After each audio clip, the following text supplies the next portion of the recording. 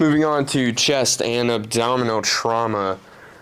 So you're going to have 2 or more adjacent ribs that are fractured in 2 or more places. This is going to cause flail chest, where you have the paradoxical movement of the chest as you breathe, right? Like normally my chest as I breathe, it goes out like this and it goes back in. If I have flail chest, as I breathe, one side's going to go like normal, the other one is going to go in reverse. So it's going to be like paradoxical chest breathing because a rib is fractured. You're also going to have bruising, tenderness, crepitus. If you feel that almost cringy feeling of, it's not Rice Krispies, but it's kind of like a breaking kind of feeling, almost the same. Paradoxical motion, yes, treatment is going to be SpO2 and EtCO2 monitoring. We want to make sure that the patient is getting enough oxygen and not overloading on carbon dioxide, since this is a respiratory injury. And we're going to assist in ventilations in order to achieve SpO2 should we need to, depending if they're in failure or distress. Consider CPAP. That's going to do a lot of the breathing for us. It's less invasive than doing full-on face mask, bag valve mask. And we're going to consider intubation depending on their level of consciousness and if their airway is secure or not. Severe crushing injury to the chest and abdomen results in increased intrathoracic pressure. This is going to force blood from the right side of the heart to the upper thorax, neck, and face. So the face is going to have a purple-red appearance if this is the case. So we want to make sure that we manage our ABCs and hypovolemia with shock management. Como cordis, this is what everyone was, what happened to, was it the football player? I can't even remember what his name was, but whenever he stopped, got hit on the field, and instantly went down, and they immediately went to CPR, that was because of commotio cordis. So this is a leading cause of death in youth baseball. In the U.S., you have at least 2 to 3 times a year.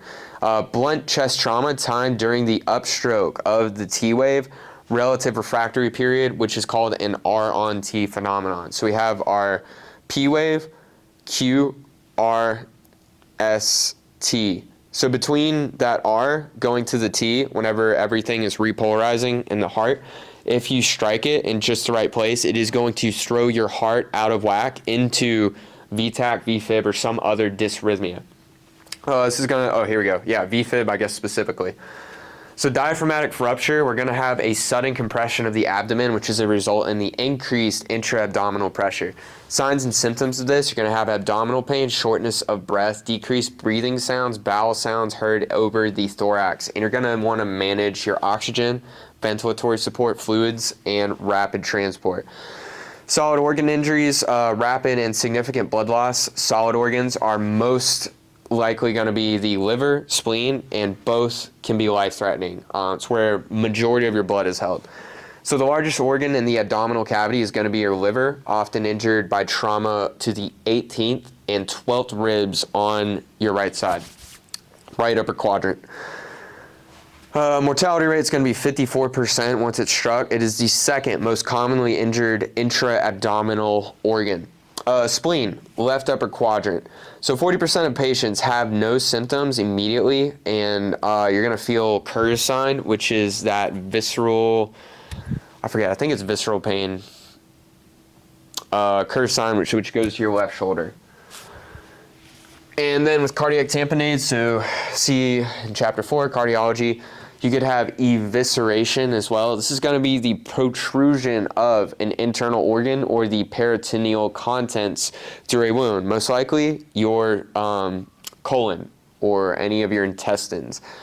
Person is not completely dead if their intestines fall out, despite it being as gory as it is. However, you do not just want to shove them back in there. That is for a doctor to do. So we will take occlusive dressing with a moist dressing. We're going to cover it with water saline solution and make sure that it's moist enough to cover completely and wrap around just to make sure those parts aren't moving around. Yeah, never attempt to place back in the cavity. So if we have a hollow organ injury, this is whenever sepsis could occur, wound infection, abscess formation, spillage of their contents is primary concern, especially the stomach. So stomach is not often injured by blunt trauma. However, the colon and small intestines are more likely to be injured by a penetrating trauma than blunt trauma. If you have abdominal trauma, we're going to treat by stabilizing with oxygen, rapid transport, and permissive hypotension is going to be if BP is 80 to 90 millimeters Hg. We're going to check for other injuries as well, and we're going to reassess every 5 minutes. All right, so fractures, we have several different types of fractures and ways that the bone can break.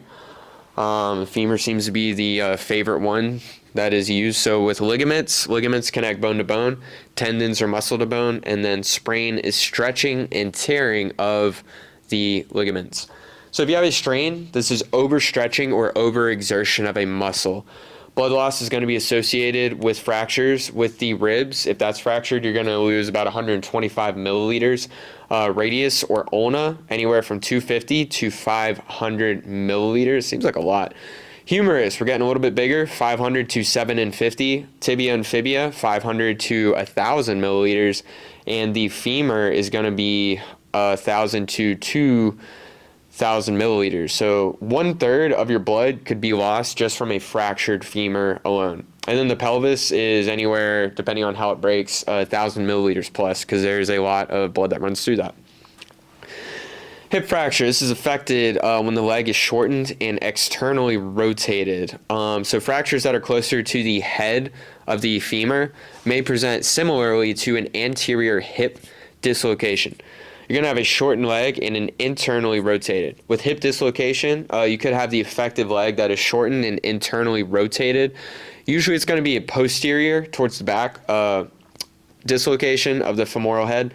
And then with a femur fracture, you're going to have the affected leg that is shortened externally rotated to the mid-thigh swelling from the hemorrhage. So these are the different types of fractures that we have. If you have a transverse, just imagine karate chopping a femur. It's going to split straight down the middle. Oblique, it's going to be hitting it from an angle. Spiral is going to happen if it's rotated, or is that torus? I guess spiral would be, yeah. So spiral is going to be like a torsion injury, right? If you just like rotated the bone one way and another way, that's going to be spiral. Comminuted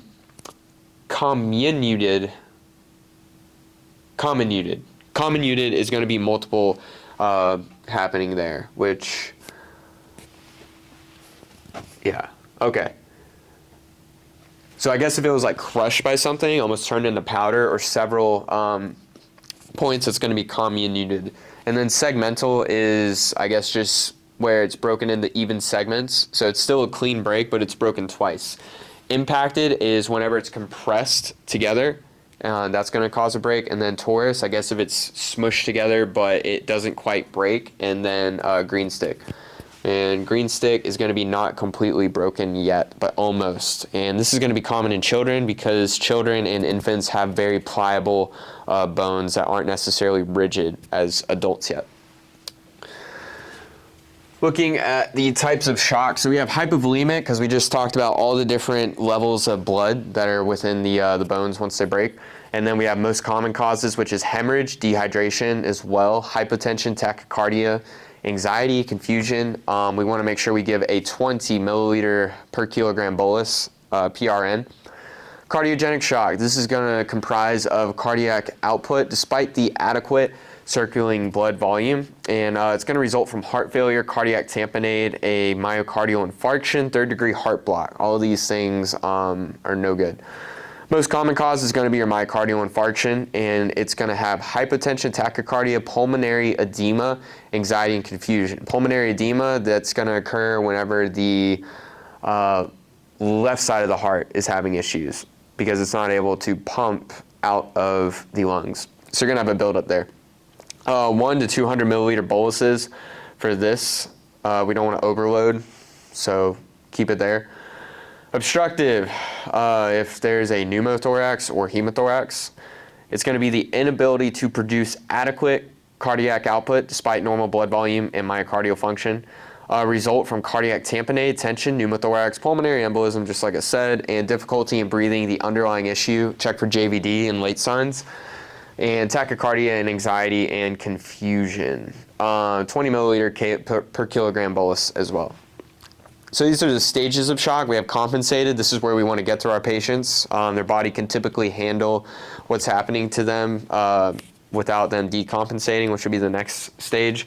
So you're going to have mild tachycardia, and then you're also going to have AAO, lethargic, slightly confused, restless, anxious, delayed capillary refill, and cool skin. BP is going to be normal or slightly elevated at this point. Once they've been in that state for too long and their initial underlying issue hasn't been treated, they're going to get decompensated.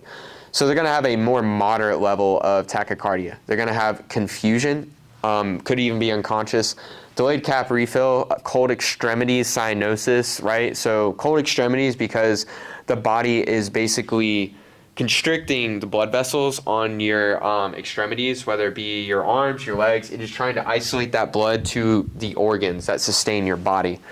BP is going to be decreased, systolic and diastolic pressure, and then once it's irreversible, that is our final stage. They're going to have bradycardia, severe dysrhythmias. They're circling the drain right now, and the heart could go into arrest at any moment. Coma, pale, cold, clammy skin, and BP could be frank hypotension.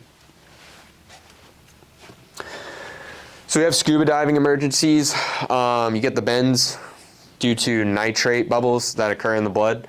Boyle's law. So if temperature remains constant, the volume of a given mass of gas is inversely proportionate to the absolute pressure. When pressure is doubled, the volume of gas is halved, popping or squeezing sensation in the ears. This is why as you're going down, you want to let out air or pop your ears. You want to do that. I can't explain it, whatever it's called. Dalton's law. So pressure that is exerted by each gas in a mixture of gases is the same pressure that would exert if it was alone, occupied at the same volume. Henry's law. At a constant temperature, the solubility of a gas in a liquid solution is proportionate to the partial pressure of that gas. So descent diving injuries, we have the squeeze. This is the result of compression of gas in an enclosed space as the ambient pressure increases with descent underwater. Bleeding from the nose or ear, think Eustachian tubes. Pain, sensation, fullness, headache, disorientation, vertigo, and nausea. Whenever I was a lifeguard at Discovery Cove over in Orlando, we were doing training, and the portion where everyone, the clients, customer, whatever, their guests, they would come in and they would dive and walk on the bottom of the water with air tubes that go, oxygen tubes that go up to the land, and they can look at all the fish from the bottom. It was a cool experience. However, if shit ever hit the fan and we had to pull them out, as lifeguards, we had to basically go and practice diving down to the bottom just to make sure that we could get there, grab some sand, bring it to the top, and let it go. One of the lifeguards went too fast, did not do the proper technique of releasing pressure, and totally busted his eardrum and could not continue training after that. And I want to say it was 32 feet drop, I think, that we had to dive. It was pretty heavy. Once you got under, you could totally feel that pressure. So you have air embolism. This is the most serious complication of pulmonary barotrauma. It is a major cause of death and disability among divers. So it occurs when ascending too quickly or holding the breath while ascending to the surface. The diver is going to lose consciousness immediately after resurfacing. Signs and symptoms: difficulty breathing, stroke-like symptoms, vertigo, confusion, visual disturbances, and focal neurological deficits. Management of oxygenation and airway protection is vital in this. We want to transport to the left lateral recumbent position and a hyperbaric oxygen therapy recompression. So we're trying to put them back in that environment of being under all that pressure without them being underwater, right? We put them in a hyperbaric chamber and then slowly bring them back to normal. You have decompression sickness. This is the bends, diver paralysis, Caisson's disease, and dysbarism. It is a multi-system disorder that results when nitrogen in compressed air converts back into solution to gas. So this is going to result from a formation of bubbles, the tissues, and blood due to Henry's law. And signs and symptoms, you're going to have joint pain, rashes, itching, bubbles under the skin, chest pain, cough, shortness of breath. Sucks. Management: oxygenation and airway protection, transport in the left lateral recumbent position, and hyperbaric chamber as well. So nitrogen narcosis, this is the rapture of the deep. Nitrogen becomes dissolved in the blood and crosses the blood-brain barrier, causes cerebral nervous system decompression and effects similarly to alcohol, which can seriously impair the diver's thinking and lead to lethal errors. Usually is going to become evident at depths of 75 to 100 feet.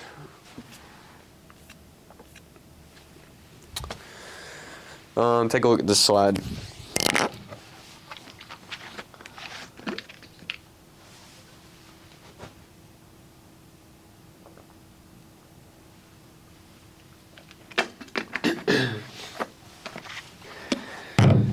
Continuing about environmental emergencies. So in cold environments, we have hypothermia, right? Lack of thermia.